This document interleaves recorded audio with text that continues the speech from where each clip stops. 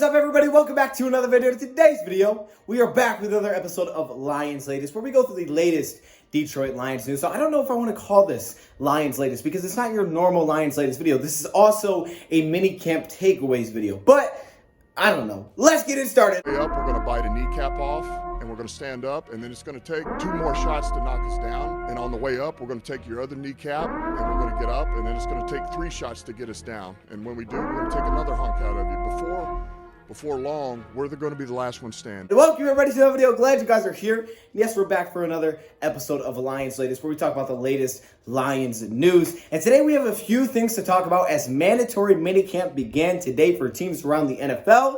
And we have some takeaways for the Detroit Lions, but also some notes around the NFC North as well, plus some Detroit Lions news, some notes that we have from Presser. So we got a few things to talk about in today's video. Now, I think it was my last video that I had a picture with me at the piano. Maybe that was 2 videos ago. And I said, hey, guess where I'm at? Where am I at on vacation?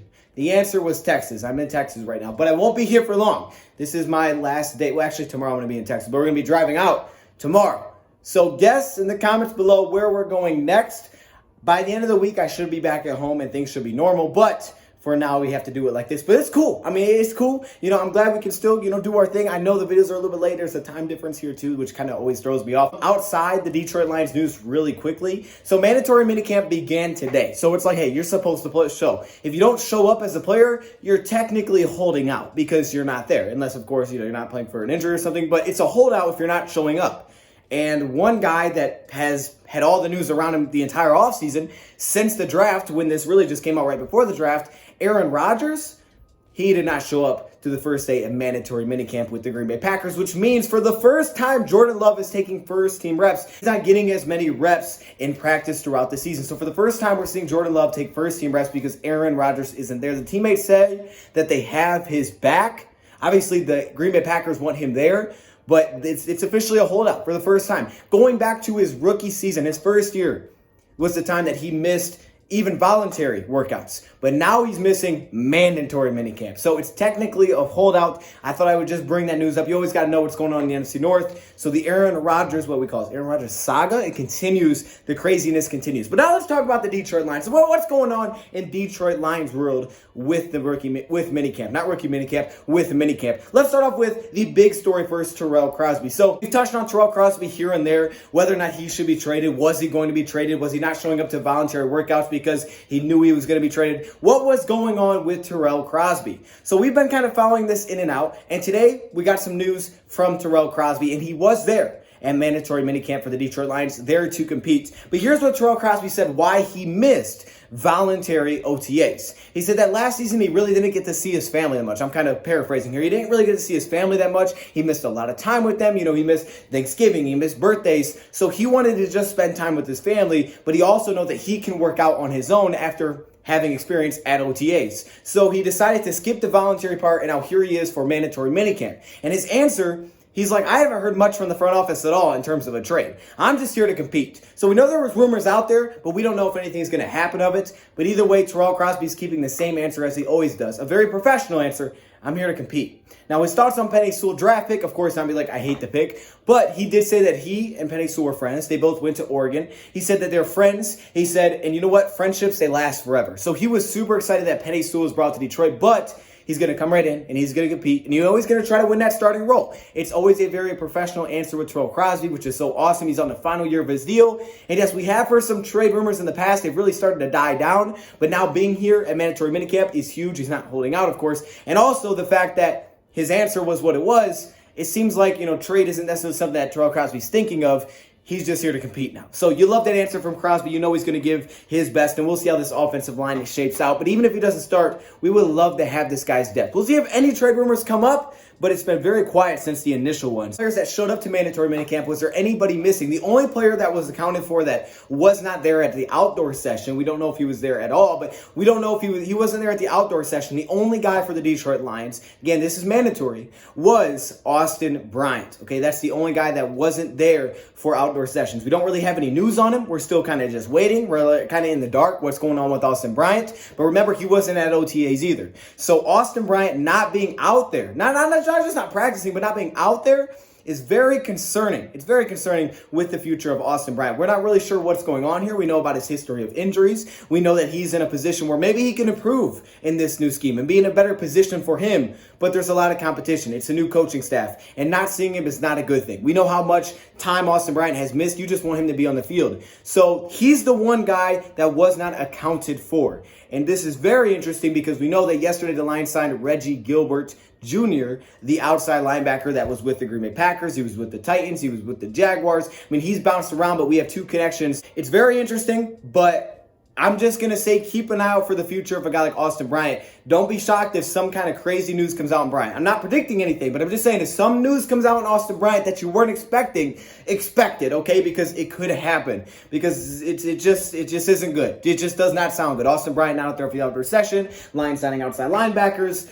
It doesn't really sound good on paper. It's a little bit concerning for Austin Bryant, but we'll see. I just hope the guy's healthy, but not being visible for the outdoor session is concerning. It seems like it could be a health thing, but at the same time, we don't really know. Now, there were two players that weren't really working with the team. However, they were working off to the side with trainers. Those two players are Derrick Barnes, the Detroit Lions draft pick this season, their linebacker out of Purdue. Same thing with Jerry Jacobs. Jerry Jacobs is the cornerback out of Arkansas. So two guys, two rookies, one UDFA, one draft pick, working off the side with the trainers. But everybody else was accounted for at the outdoor session for the Detroit Lions. Jamie Collins very quickly, because Jamie Collins had a little interesting nugget that he said, and I just kind of wanted to bring it up here. So Jamie Collins said, they're using me to get to the quarterback. Now, this shouldn't come as a surprise. Knowing we have Dom Capers, knowing the new defensive staff they have, you know they're going to be aggressive. They're going to try to get after it a little bit. And he said, last year I played inside linebacker. It was mainly Jamie Collins' role last season. And I don't have a problem with that because Jamie Collins has done really well at that spot. But in a new defense, Jamie Collins' size actually could fit better in a lot of occasions at the outside linebacker position. In the last game, with the size that we had with Jelani Tavai, with Jamie Collins, Christian Jones, it was an opportunity for him to play more inside. Being 250, he would be our biggest inside linebacker because we talk about Tavai pushing down to 240, 245. You talk about Reeves, maybe Alex Anzalone, who's 240. He'd be our biggest inside linebacker. But since he's not Trey Flowers and since he's not the size of a guy like Derrick Barnes, he's right in the middle. It allows him to play both. Defense, Jamie Collins would actually have an advantage on the outside. It would be his speed. He wouldn't have an advantage on the inside with speed. He'd actually be slower. In the last defense, he was fine because he was similar to everybody else and he moves well for his size. Outside linebacker is going to give him more speed than most outside linebackers you're going to see in the scheme in comparison to Trey Flowers, Romeo Cora, some of those guys. He didn't necessarily say that, hey, I'm going to be an outside linebacker or an inside linebacker because I think his versatility allows him to do both. But he did say when I get the opportunity, of course, I need to make the most of it. Now, Jamie Collins' sack production really dropped off. He wasn't used much as a blitzer as maybe he was in the past, depending on what defense he was with. Not much on the off defensive line. He didn't line up on the defensive line. So last year being an inside linebacker, maybe not as many opportunities. But even at inside linebacker in this new defense, because of the aggressive nature it's going to have with Dom Capers and Aaron Glenn, even from the inside linebacker position, especially at the Mike linebacker position, you're going to get opportunities to attack downhill. He's like, if you get after the quarterback, obviously it helps everybody out. So it's something that the Lions have been doing. Jamie Collins brought it up, so it must be significant that he's going after the quarterback a lot more. It's been his responsibility a lot more. And we know with his background and his size and his skill set, he could play both outside linebacker and inside linebacker. He's got the size to play outside linebacker. He could drop into coverage, and he can get after the quarterback. He's done it. He's got the size to do it. We'll see what goes on with Jamie Collins' role this season, but I thought it was very interesting that he brought that up. But expect our guys to be getting after the quarterback, right? We've heard so many signs point to the Lions being more of an attacking defense this season, and I think Jamie Collins just hit on it right there. Some of these mini camp takeaways for the Detroit Lions. So this is the first of 3 days of mini camp for the Detroit Lions. They finished up OTAs, so here we are. This is mandatory. We talked about the players that were here. Now let's talk about some of the takeaways that we were given from mini camp, some of the takeaways that I have, and maybe some of my thoughts based on these takeaways. So Victor Bolden's name continues to be brought up in a very good way, which is really good. We know that he was taking basically the first reps as a punt returner. Doesn't necessarily mean he'll be the punt returner, but it was looking good for Victor Bolden, and he continues to be brought up in a good way, which is great. He actually got a shout out from Dan Campbell today. Now, Dan Campbell talked to the media before minicamp, but he got a shout from Dan Campbell on what he's done. So that's really good. I mean, that's great to hear your name for the head coach as a guy that's fighting for a position, as a guy that's trying to find a home, that's trying to find a spot on the roster, and a lot of turnover at the receiver position. He's got an opportunity to do it, looking for a new return man. This is a golden opportunity for a guy like Victor Bolden. But there's been a couple of other guys that stood out, specifically today. First off, Quintez Cephas. Now, Quintez Cephas did have a drop early. However, Quintez Cephas' route running specifically is what really impressed everybody that I've read.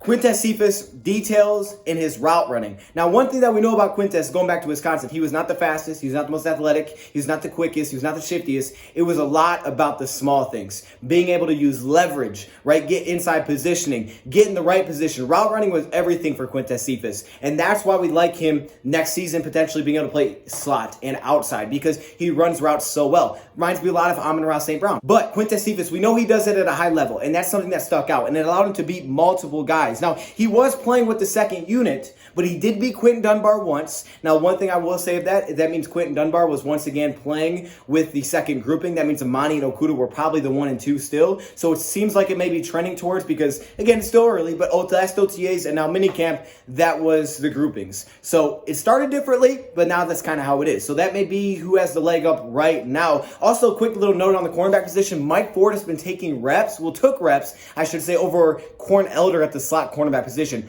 Very, very interesting there. Now, Michael Ford has a lot of speed, and Michael Ford was brought back on a 1-year deal. But keep in mind, even though the idea was Corn Elder would start at slot because he played really good for the Panthers last year, he was arguably the best corner. He's not a huge playmaker, but he's a solid slot. And the Lions need a new slot. They signed Corn Elder. It was like, okay, there's our slot. But when you take into consideration the contracts, I mean, it's open. It's open. You got new coaches. You got these smaller contracts. It's very open on 1-year deals to win that role. And apparently Michael Ford right now actually may have the leg up at that slot receiver, at that slot cornerback position, as he did really well breaking up a pass against Rashad Perriman from the slot spot. That's tough to do because he's got a lot of speed, and you need speed from the slot receiver position. You're going against a lot of smaller, quicker receivers, and Corn Elder's built for that. He's not going to give you much outside, but having that competition is great, and Michael Ford has been doing some good things. But let's get back to where we were. So Quintez Cephas, he beat Quentin Dunbar, also beat Bobby Price. Now, that's interesting. The second unit, Bobby Price, assuming Bobby Price was with the second unit, Bobby Price, could be fighting for a roster spot and could actually have a chance to do it. A lot of young guys here, Will Harris, Tracy Walker, those two are basically locks. But then aside from that, you got some questions. If you're not counting Melifonwu as a safety, and you don't think you have to, if you're not, there is some open spots there. Dean Marlowe, of course, was signed, but it's still a cheap enough contract. You got a lot of UDFAs. You got Bobby Price. There are spots that are open, and Bobby Price could have an opportunity to do that because of his size. He could play as the extra defense back, line up at linebacker. So there's things that you can do with him, but he did beat Bobby Price in coverage. Now, Geronimo Allison apparently didn't have a very good day. Tyrell Williams was very shaky today. Now, there is some rust factor. It's still very, early in the offseason, but Williams was a little bit shaky. Later in the practice, he got a little bit better, started to beat some guys. He actually had a nice, he had like a toe tap touchdown against Jeff Okudah, but put some context behind that. Okudah actually didn't do bad in coverage. The fact is, Romeo Cora, he's trying to play the outside linebacker position. They're being asked to drop in coverage a couple of yards. And apparently, he didn't really hit his drop assignment that well, a couple of yards. It allowed an open slant. So Okudah had to overcompensate, jump down, and allowed him to get deep over top. The safety was sucked in because of a running back. So with all that going on, it allowed Okudah to get beat. Receiver position specifically, Quintez Cephas. Victor Bolden was his name brought up, but Cephas stands out. Sage Surratt also is looking pretty good as well. His route running wasn't bad when we did his film, and obviously it has to be good because he's not that fast, at all, but he does have really good size. We know that. And McKinley's wearing sweatpants. McKinley, what are you doing, man? It's hot. It's not as hot as it is here,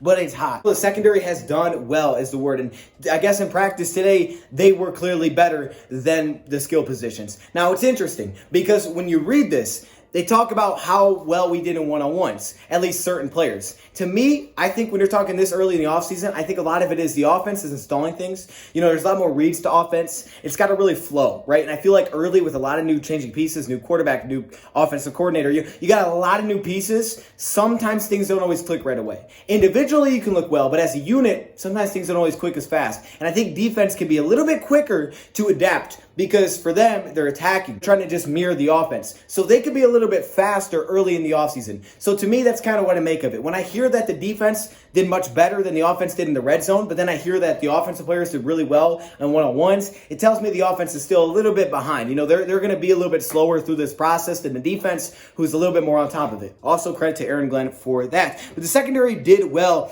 Goff, on his first 5 passes, it took him 5 passes to have a completion in red zone drills on 7-on-7. Of course, there's no offense, there's no defensive line, but it took him 5 passes to have his first completion. And Goff has still looked good. The word is Goff looks good. He's got a strong arm. It's not Stafford strength, but it looks strong. He's got pop. Jared Goff said himself, he's very excited for this offense because basically it's letting him just play free. He's feeling very comfortable. He said he's had a lot of fun here. Not to say that he didn't have fun with the Rams, but he's just having fun here, right? He's enjoying himself here. And I think for him, that trade for him was an opportunity not only to have a chip on his shoulder, but it was also an opportunity for just, man, it was just a mess. You just need the better environment. You can't have no confidence. And clearly the word around here is Jared Goff has a lot of confidence. But the defensive backs did well. They held up well. The length. They passed off in zones really well. Linebackers in coverage, we have to give credit there because they have to be able to flow with things. Safeties, the coverage was good. And the Lions have a lot of size. They have a lot of size at the cornerback position. When you consider Dunbar, you consider Okudah, when you consider Amani, Walker, some of these bigger safeties. They have a lot of size. So the Lions definitely have size in red zone situations. Of course, it can help the defense because it's a smaller area, but the Lions did well in those. One-on-ones they didn't do as well, but in 7-on-7, they clicked as a unit, which is very important. So they passed off zones well. They used their size well. They're playing physical when they're close to the red zone. So it really fits to the defensive strengths. Jeff Okudah had a really good day. Like I said, he gave up that pass to Tyrell Williams, but aside from that, really wasn't beat much. I heard he was beat another time, but it was an incomplete pass. But Jeff Okudah was good. And Jeff Okudah also was part of forcing an interception. So we got an interception. Jeff Okudah was on coverage against Tyrell Williams, and Williams struggled a little bit. So that's good for Okudah. Now, Okudah, one difference is that I'm hearing is that he's much more loud. He's more vocal. He's more outgoing, I guess. He's just a loud player. And last year, that was not the case. Very calm, mellow, always stayed the same. So his energy is more like this than last year was like this. And that could mean good, it could mean highs, but also could mean lows. But the fact is he's playing with a little more energy. And to me, that's a product of your environment, coaches you're around, the energy you're feeding from them, and it's making you feel a little bit differently. And also, year two, comfortability, more confidence. When you don't have confidence, you're kind of a little quiet, like, I'm just going to stay locked in. And that's not a bad thing. But from cornerback, they can have a little edge because it's a competition. It's one-on-one all the time, right? You're going against the guy across from you. So that's fine. But the secondary well. And Jeff Okudah, good coverage, held a coverage for a very long time. Jared Goff's first read, he kind of stared at it a little while, tried to go the back of the end zone to Tyrell Williams, but it wasn't there. So he went to his second read, and Will Harris was waiting there for an interception. Will Harris stepped in front of the end zone, had an interception, which is big time for Will Harris. It sounds like he's playing at that strong safety role. We talked about that. He's going to be in a split safety set now.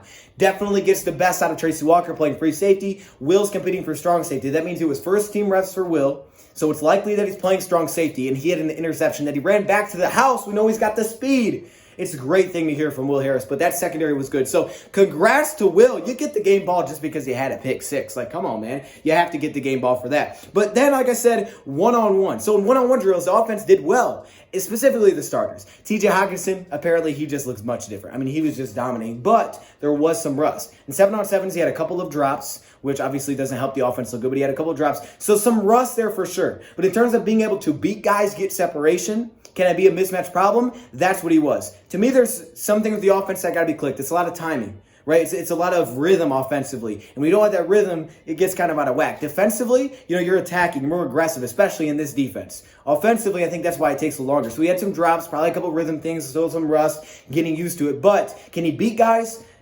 No one could keep up with TJ Hawkinson. And apparently no one looks on the level of TJ. And they shouldn't. This is a Pro Bowl tight end. I don't love the Pro Bowl, but in comparison to Darren Fells, Alize Mack, he should look different. And he does. And guys are struggling to cover him. And that's a mismatch problem because he's too quick for linebackers, he's too big for safeties and defensive backs. Also, another guy, let's talk about two here, Jamal and Swift. I know we talk about him a ton. These guys continue to dominate one-on-ones. Guys can't keep in front of him. And apparently no one kept in front of DeAndre Swift all day. Even Alex Anzalone's just like, dude, come on, man. Like, I'm a good coverage guy, but these guys are just basically impossible to cover. Just staying in front of them is almost impossible. That's the kind of mismatch problem that it's going to be for Swift. All right, same thing with Jamal. He's trying his best to keep up with Swift and both these guys. I am so pumped because we know Goff's going to go to tight ends. He's going to go to running backs a ton.